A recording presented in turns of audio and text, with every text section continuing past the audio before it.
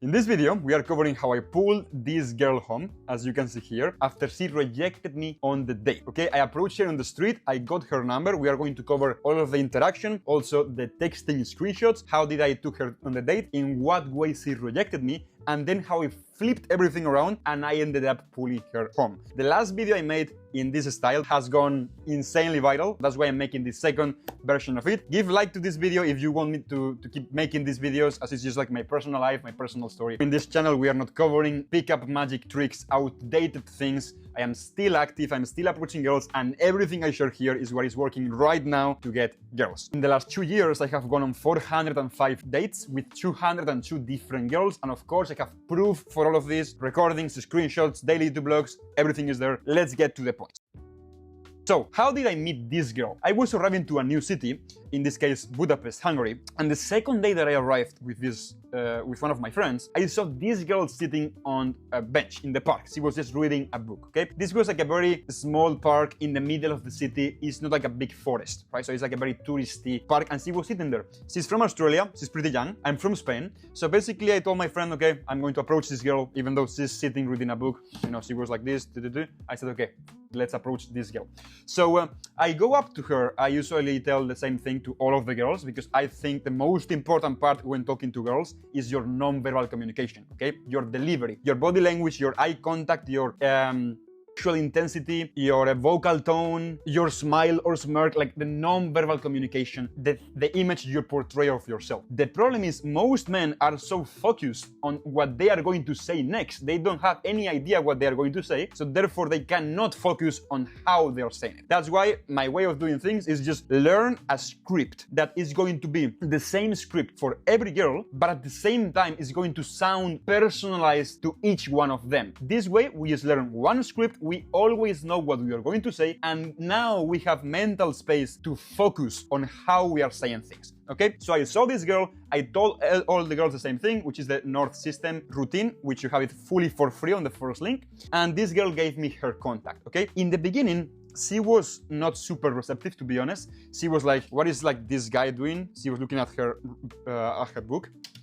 It was like very suspicious of me. I deal with a few of the concerns, I get her contact details, and then I take her on a date. Now, what happens between getting her Instagram and taking her on a date? That is what we are going to cover here, because we have the full Instagram conversation. You're going to be seeing it here on the screen. So basically, I tell her, hello Australian miss that thought I was French and says pardon a lot, okay? That's basically what she said. The first message that I send all of the girls is something that is slightly personalized to what we have discussed in the conversation. When you're approaching so many girls as I have, usually you need to save their contact details with their information. Or for example, she plays football. I mean, the girls don't play football, but she plays piano or whatever she tells you, she studies marketing. You just save her contact as that so you don't forget. I know this may sound rare for most of you that are not approaching girls, but when you're approaching 30 girls in a day, you are going to forget the ones that give your number, and you're going to forget many of the conversations. You're going to mix things up. I sent messages to different girls that were from the conversation that I had with the other one, and then they blocked me. So anyways, it's better to keep track of this thing.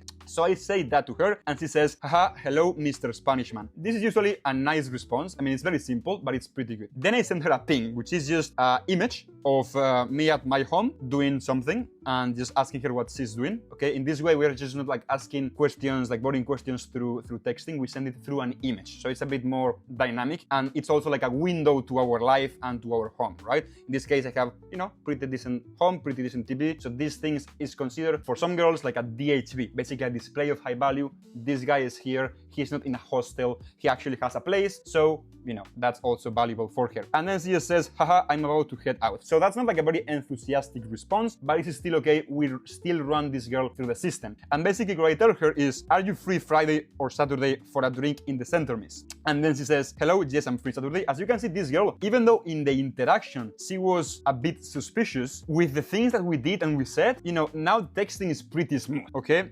So yeah, she says, hello, yes, I'm free Saturday. And I tell her, let's meet here. This time, do you know where this is? And then she says, yes, I do. That's not far from where I'm staying. What time? And this is basically the audio that I sent her. Hey miss, how are you? So initially 8:30 works for me, but I have to go to a few places with my flatmate. We have to have some meetings and go to the gym as well. let's do 8:30, but let me know if you are also free at 10, so we can also like have dinner before.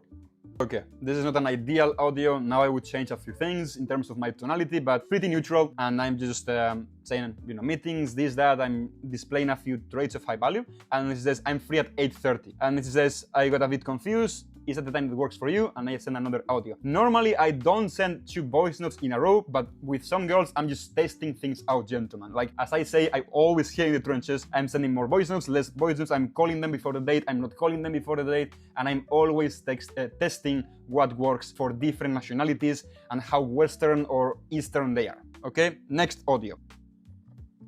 Yes, 8:30 initially works for me. But the thing is, me and my flatmate, we have to do some tasks in the afternoon, evening. And I'm not fully sure we are going to be finished before 8:30. That's why I'm asking you if you are also like free at about 10 p.m. or so, just in case I cannot make it at 8:30. We can just postpone it a little bit and we can meet later. All right, so that's the audio. As you can see, my voice sounds pretty much way deeper on these voice notes than what I'm talking here. And, with girls, I've trained many of my voice and my vocal tone abilities to just fit it to the particular girl. This was some time ago, and I was testing this particular thing with a voice note. Then she says, I see, I'm free later. I'm leaving tomorrow, I have a 9 a.m. bus to catch, so if we are able to do earlier, that would be great. But 10 p.m. is also fine if you and your flatmate are still doing things at 8:30. Okay, as you can see, why am I mentioning the flatmate? By the way, I was not doing anything with the flatmate, but basically I'm mentioning that for her to notice that, I have life as well. I'm busy, I'm doing things, I'm working, I'm with my friends. I'm not just here only for her, if that makes sense, okay? And then I say, I'll let you know before 6 if I can make it at 8:30 or we have to push it a little bit, but let's leave it at 8:30 for now. Okay, perfect, sounds good. Enjoy your day and see you tonight. Then I say, let's do 9 at this plaza. Perfect, sounds good. Will we get something to eat as well, or should I eat beforehand? I know Spanish people eat much later, okay? And by the way, gentlemen, don't forget, now we are going to cover the date scenario where she rejects me in person and what do I do to handle this, okay? Then I say, maybe we can get something to eat later, but eat beforehand, yes. I usually have an English schedule when I'm traveling, okay? So basically here, I'm not sure if she wants to go on a dinner date. I never do dinner dates, so basically I'm just keeping the door open. My only purpose here, gentlemen, is just to get her on the date and deal with her concerns or deal with her bad or good frame in person. Basically, okay? That's why my only purpose is getting her on a date, and that's what I'm doing. Okay, sounds good. Just double checking this is where we're meeting, she says, and then I said, yes, let's meet at this store in this plaza here. Okay, perfect, see you soon. And then before meeting, I sent her this kind of confirmation, which is ended up having this as dinner. Are you arriving at 9? The reason why I sent this picture, gentlemen, it may sound, something that is not really important, but I want her to get, I want her to get familiarized with my apartment, so then later pulling her back home is easier, because again, she's seeing that I have a nice place and I'm, with TV, whatever, with music on, she can come later and we can have a nice time there, right? So that's why I want to get them familiarized with my apartment even before they see, okay?